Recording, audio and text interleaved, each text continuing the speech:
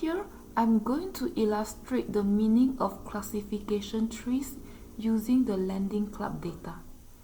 And I'm sure some of you know, the Lending Club data can be downloaded from the Kaggle website. And here, I use data from year 2007 to year 2018.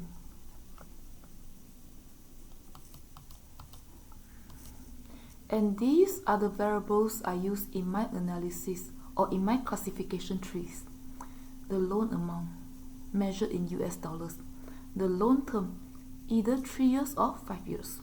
The interest rate. The installment amount. The loan grade, from A to G, where A is the best and G is the worst. The length of employment of the borrower. The status of home ownership of the borrower. It can be either being a homeowner, having a mortgage, or being a renter. The annual income of the borrower. The number of times the borrower had been more than a month past due on a payment within the past 2 years. The loan issue before and after year 2014. Because some of you may know, President Obama made major changes to Affordable Care Act in January 2014.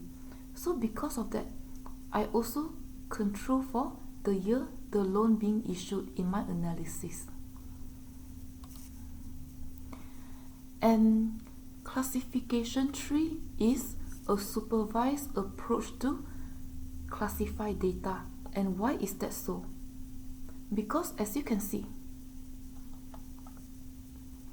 it's a supervised approach because the outcome or the dependent variable and the input or the dependent variables are being predetermined. We did not let the computer algorithm decide on its own. We predetermine the dependent and independent variables in this analysis, and because of that, it is a supervised approach to classify data. And we just talked about the independent variables used, and now let's talk about the dependent variable. Here, loan status is deemed as the dependent variable for this analysis, and loan status can either be paid off or charged off. And our goal is to model the probability of a loan being charged off. So because of that, you can see a loan being paid off is represented by 0, and the loan being charged off is being represented by the number 1. It's a binary or dichotomous variable with 2 categories. A loan can either be paid off or charged off. And here we use the classification tree to assign every record in a data set into a unique group. And the probability of a loan being charged off or the predicted response is generated for each group. And classification tree is very flexible in a way that different combinations of variables, they can either be nominal variables, categorical variables, or continuous variables. They can all be included in the classification tree. As we can see from here,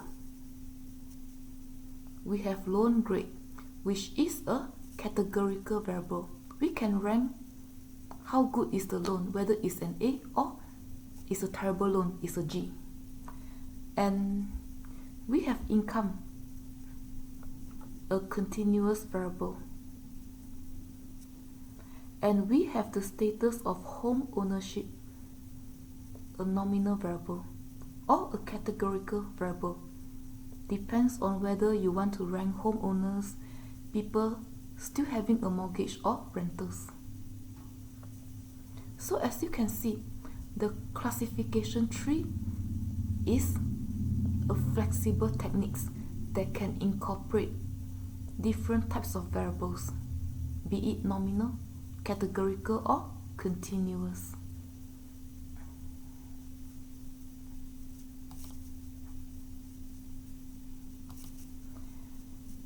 And as you saw from the diagram I just showed you, it's called a classification tree because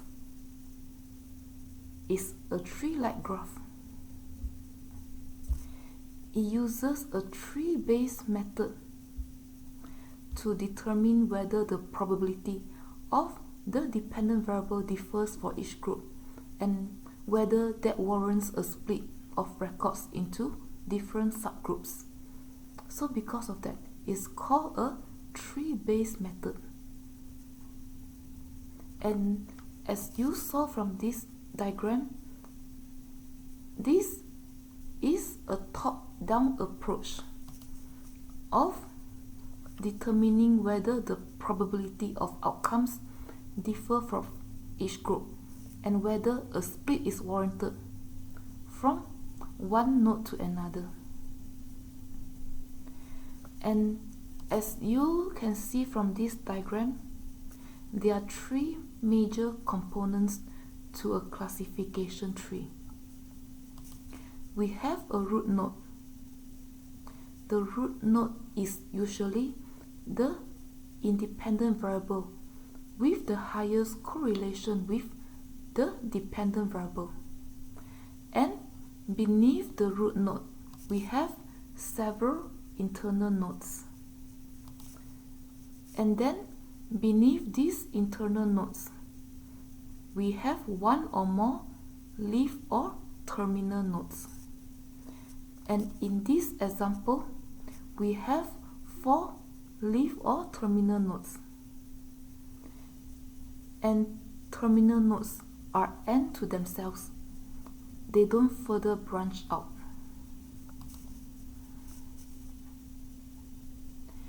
And as you can see from the diagram, from the root node, the data is further branched out into one or more internal nodes. And from these internal nodes, the data is further branched out into one or more terminal nodes. And the path from the root node to the leaf node is top down, as you've seen many times. And this path is represented by different types of independent variables. They can be categorical, like the loan grade from A to G.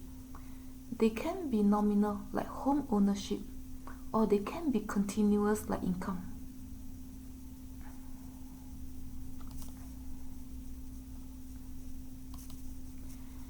And here, I model the probability of a loan being charged off in Florida.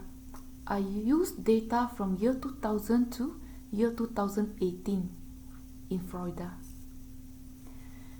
And here, the root node is the loan grade.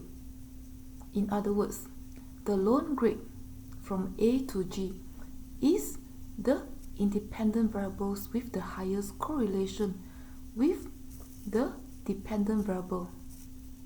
In this case, the dependent variable is the probability of a loan being charged off. The root node, which is occupied by the loan grade, is also the most important variable associated with the probability of the loan being charged off. And there are a total of 1,098 borrowers in Florida from year 2007 to year 2018. And as you can see from this root node, is further branched into 2 leaf nodes. On the right, the root node is branched into borrowers with better loan grades, they are either A or B. And about 38% of these borrowers have better loan grades, which is about 418 borrowers. And on the right side of the root node consists of borrowers with loans from grade C to G. And the majorities of borrowers fall under this category, about 62% of them, or about 680 borrowers. They have loan grades ranging from C to G. And from this internal node, borrowers with loan grades C to G, this internal node is further branched into borrowers with income less than US dollars $21,275, or into the number of borrowers with income greater than $21,275. Sorry for the typo.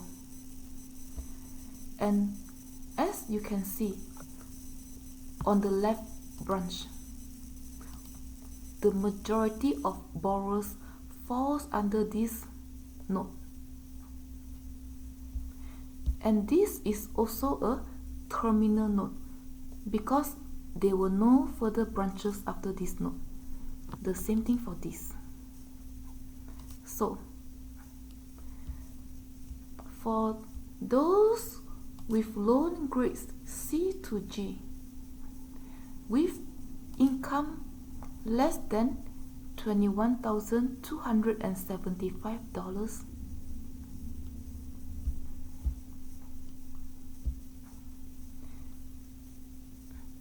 you see, there are quite a bit of them.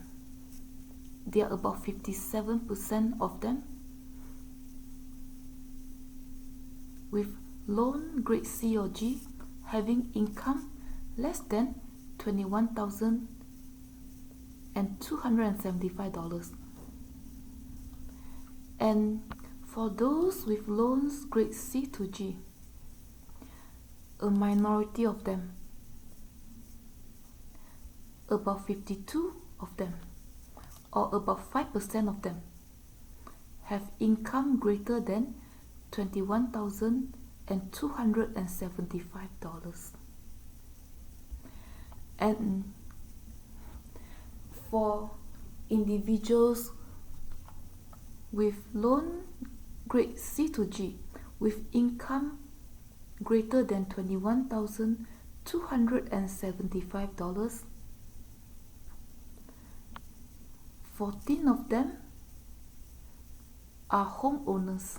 About 1% of them are homeowners. And about 38 of them are either renters or still paying off their mortgages. And these are also terminal nodes because they don't further branch out after home ownership. So as you can see from this diagram, everything adds up to 100% after things were branched off.